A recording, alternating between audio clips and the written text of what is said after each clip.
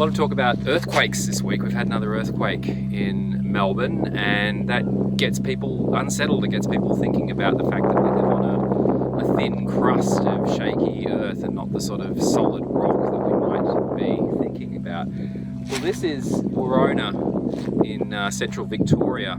Warona is actually a Judge of Wurrung word meaning quietened down or tranquil, but this landscape was formed, as you can probably tell by looking, from some really intense ancient volcanic violence. About 100 years ago, the landscape around here started doing something rather strange.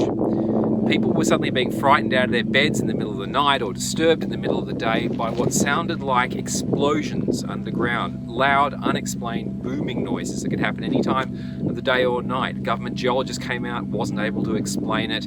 People around here came up with all sorts of views about what might be causing the phenomenon. Some people thought that it must be something to do with earthquakes. Other people thought that it might be somehow connected to the weather, that these noises were somehow a sign that clear weather was about to turn bad. Still other people talked about gas underground, and still other people thought that maybe that ancient volcanic legacy of this landscape was about to return. They became known as Pat Hanley's guns. That's a name and a story that's almost completely forgotten about today, but it's one of the stories that we'll be talking about at the Tales of the Past session happening as part of this year's Goldfields Gothic Festival.